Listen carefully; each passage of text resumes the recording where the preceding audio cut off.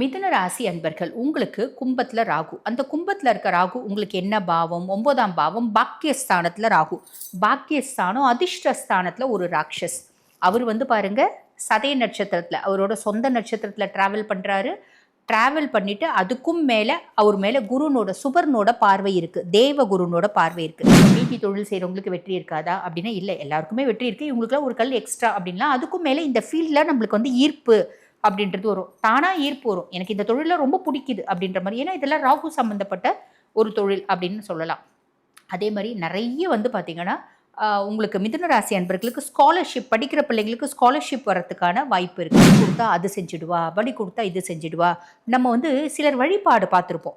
இந்த கட்ட வரல பார்த்தீங்கன்னா இது கீறி நெத்தியில தாயாரனோட நெத்தியில வச்சு வழிபாடு பண்ணுவாங்க. இந்த மாதிரி ரத்தம் கொடுத்து வழிபாடு பண்றது, உயிர்களை வதச்சி வழிபாடு பண்றது, கோழியை அறுக்கிறது, இந்த மாதிரி மாடு வெட்டுறது, இந்த மாதிரிலாம் பண்ணுவாங்க. இப்போ 2/8/2026லேருந்து 6/12/2026 வரைக்கும் பார்த்தீங்கன்னா ராகு பகவான் இதே கும்பத்தில் தான் இருப்பார். அதாவது பாக்கியஸ்தானத்தில் தான் இருப்பார். ஆனால் சதய நட்சத்திரத்தில் ட்ராவல் பண்ண மாட்டார். புரியுதுங்களா? அவர் அவிட்ட நட்சத்திரத்தில் ட்ராவல் பண்ண ஆரம்பிப்பார். அப்போ அவரோட வீரியம் அப்படின்றது குறைஞ்சிடும். அப்போ நம்ம லைட்டாக காஷியஸாக இருந்தாலே மட்டுமே போதுமானது அப்படின்னு சொல்லலாம்.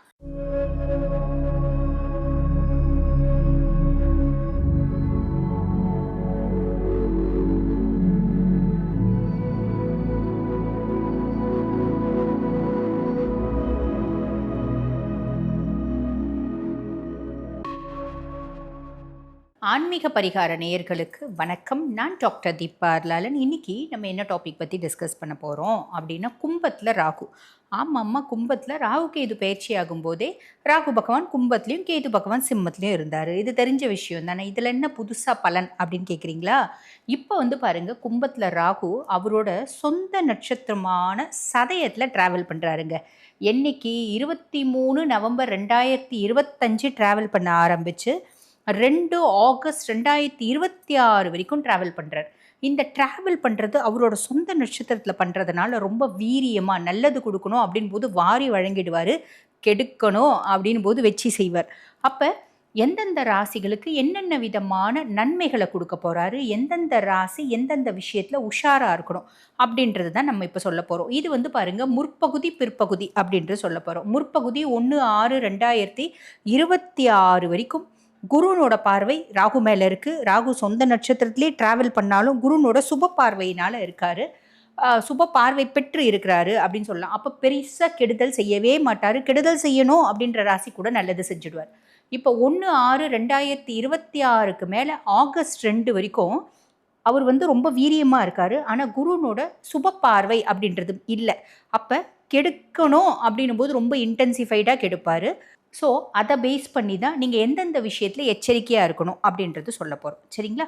ஆக வீடியோ ஸ்கிப் பண்ணாமல் பாருங்கள். அப்போ தான் உங்களுக்கு ராகு கொடுக்கக்கூடிய பலன்கள் தெளிவாக புரியும். மிதுன ராசி அன்பர்கள் உங்களுக்கு கும்பத்தில் ராகு. அந்த கும்பத்தில் இருக்க ராகு உங்களுக்கு என்ன பாவம்? 9ஆம் பாவம் பாக்கியஸ்தானத்தில் ராகு. பாக்கியஸ்தானம் அதிர்ஷ்டஸ்தானத்தில் ஒரு ராட்சஸ். அவர் பாருங்க சதய நட்சத்திரத்தில் அவரோட சொந்த நட்சத்திரத்தில் ட்ராவல் பண்ணுறாரு. ட்ராவல் பண்ணிவிட்டு அதுக்கும் மேலே அவர் மேலே குருனோட சுபர்னோட பார்வை இருக்குது. தேவ குருனோட பார்வை இருக்குது. அப்போ 1/6/2026 வரைக்கும் ராகு என்ன மாதிரி பலன்களை உங்களுக்கு கொடுக்க போகிறாரு அப்படின்னா, திடீர் அதிர்ஷ்டம் அப்படின்றது பார்த்திங்கன்னா கதவை தட்டும் அப்படின்னு சொல்லலாம். திடீர் அதிர்ஷ்டம் உங்களை தேடி வரும் அப்படின்னு சொல்லலாம். அதே மாதிரி பாருங்கள், பெரிய பெரிய கான்ட்ராக்ட்ஸ். நான் ஒரு சாதாரண பர்சன் தாங்க. எனக்கு புதுசாக பெரிய பெரிய ஆளுங்களை தெரிய வருது. எல்லாரும் என்கிட்ட நல்லா பழகுறாங்க. பொதுவாக பாருங்கள், இருக்கிறதுலே பெரிய அசர்ட் என்னென்னா பெரிய ஆளுங்களோட கான்டாக்ட்ஸ். அந்த மாதிரி பெரிய ஆளுங்களோட கான்டாக்ட்ஸ் அப்படின்றது கிடைக்கும். எந்த ஒரு ஹெல்ப் அப்படின்னாலும் நான் பல முறை ட்ரை பண்ணிட்டேங்க. எல்லார்கிட்டையும் ட்ரை பண்ணிட்டேன். ஹெல்ப்பே கிடைக்கல அப்படின்னாலும் கடைசி நேரத்தில் ஒரு உதவி அப்படின்றது கிடைக்கும். வாய்ப்பு தானாக வரும். நிறைய ஆப்பர்ச்சுனிட்டி வரும். இது எய்தர் திஸ் ஆர் தட். ஒரு 10 ஆப்பர்ச்சுனிட்டி வருது அப்படின் போது நீங்கள் செலக்ட் பண்ணலாம். இதுவா அதுவா இதுவா அதுவா அப்படின்னு செலக்ட் பண்ணுற மாதிரி. ஒன்றுத்தை நீங்கள் மிஸ் பண்ணீங்க அப்படின்னா கூட இன்னொரு ஆப்பர்ச்சுனிட்டி அப்படின்றது தேடி வரும். இதெல்லாம் ராகு பகவான் கொடுக்கக்கூடியது. அதே மாதிரி பாருங்கள், வெளிநாட்டுக்கு போயிட்டு லாபம் சம்பாதிக்கக்கூடியது, வெளிநாட்டில் போய் படிக்கிறது, வெளிநாட்டில் போய் தொழில் செஞ்சு சம்பாதிக்கிறது, ஹையர் எஜுகேஷனுக்காக வெளிநாட்டுக்கு போகிறது, அப்பானோட ஃபுல் ஃபிட் சப்போர்ட் அப்படின்றது நம்மளுக்கு கிடைக்கிறது, ஆன்மீகம் சார்ந்து நம்ம வெளிநாட்டுக்கு டூர் போகிறது, உயர்கல்வியில் வெற்றி, முக்கியமாக இந்த research, technology, aviation engineering, data science, astrology, occult science, இந்த மாதிரிலாம் ஒரு வேலை செய்கிறாங்க பார்த்தீங்களா, அவங்களுக்குலாம் பயங்கர வெற்றி இருக்குது.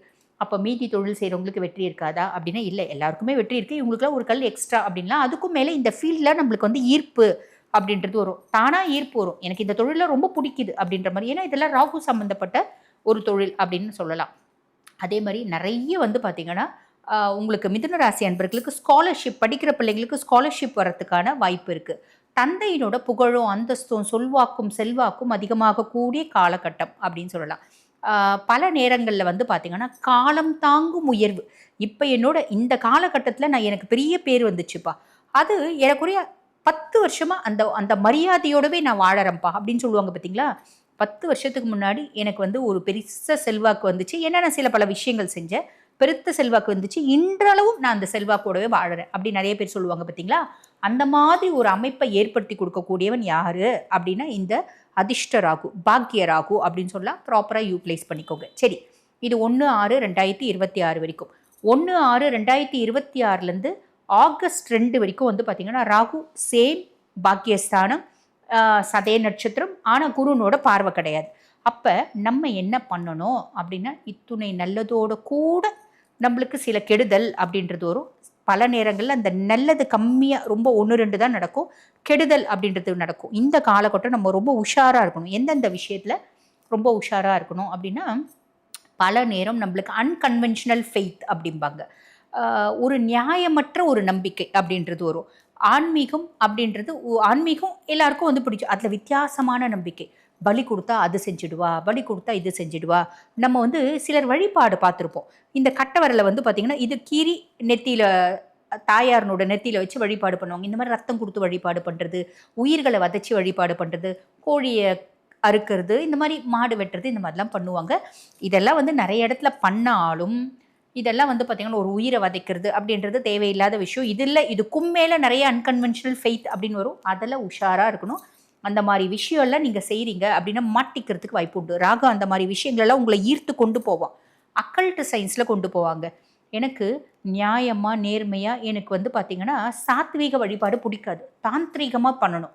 நான் உக்ர தேவதைகளை தாந்திரிகமாக வழிபாடு பண்ணணும், அது பண்ணணும் இது பண்ணணும்லாம் தோணும். ரொம்ப கேர்ஃபுல்லாக இருங்க. அப்பானோட உடல் நலத்தில் கவனம் அப்படின்றது தேவை. புரியுதுங்களா. ராகு என்ன பண்ணுவான், ஆசையை பயங்கரமாக தூண்டுவான்.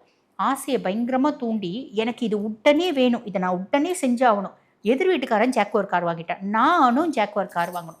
இப்படி ஏதாவது குறுக்கு வழி டாக்டிக்ஸ்லாம் நம்ம யூஸ் பண்ணுறோம் அப்படின்னா மாட்டிக்கிறதுக்கு வாய்ப்பு உண்டுங்க. ஸோ நான் சொன்ன விஷயங்களில் கொஞ்சம் கவனமாக இருங்க.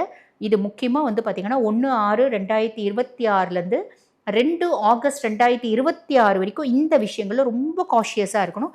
இந்த மாதிரி வேலையெல்லாம் நீங்கள் செய்கிறீங்க இல்லைங்க, ஆல்ரெடி செஞ்சுட்டேன் நான் மாட்டிப்பேனா, அதுக்கு உங்கள் சுய ஜாதகம் இண்டெக்ஸுங்க. உங்கள் சுய ஜாதகத்தை அனலைஸ் பண்ணி இந்த மாதிரி ஏதாவது இருக்குது அப்படின்னா அதை வந்து பார்த்திங்கன்னா நார்மல்சி கொண்டு வந்துட முடியும். என்ன கிரகங்களோட தசையில் நீங்கள் இருக்கீங்க, என்ன பண்ணலாம், எந்த கிரகத்தை பிரீத்தி பண்ணி அதை நார்மல்சி கொண்டு வரலாம் அப்படின்றது பண்ண முடியும். இது வரைக்கும் நான் பண்ணலை அப்படின்னா இதை எச்சரிக்கையாக வச்சுட்டு செய்யாதீங்க. ரொம்ப சிம்பிள். இப்போ 2/8/2026 6/12/2026 வரைக்கும் வந்து பார்த்திங்கன்னா ராகு பகவான் வந்து இதே கும்பத்தில் தான் இருப்பார், அதாவது பாக்கியஸ்தானத்தில் தான் இருப்பார். ஆனால் சதய நட்சத்திரத்தில் ட்ராவல் பண்ண மாட்டார்.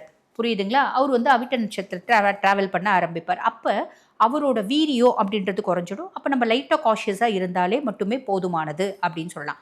ஆக குரு பார்வையினால் வரக்கூடிய நன்மைகள், குரு பார்வை இல்லாத போது சதய நட்சத்திரம் போது எந்த அளவுக்கு பிரச்சனைகள் இன்டென்சிஃபைடாக வரும் அப்படின்றதும் சொல்லியிருக்கேன். அந்த காலகட்டம் ரொம்ப காஷியஸாக இருக்கணும்.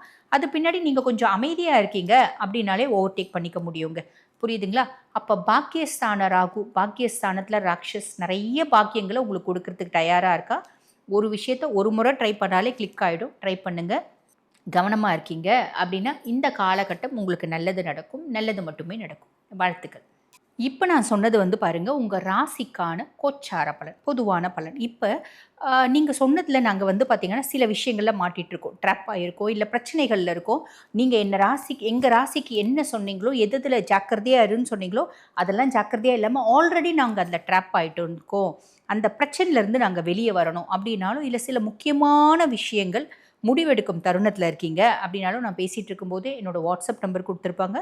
அந்த வாட்ஸ்அப் நம்பருக்கு கால் பண்ணி அப்பாயின்மெண்ட் ஃபிக்ஸ் பண்ணி என்கிட்ட பேசிக்கலாம். தேங்க்யூ.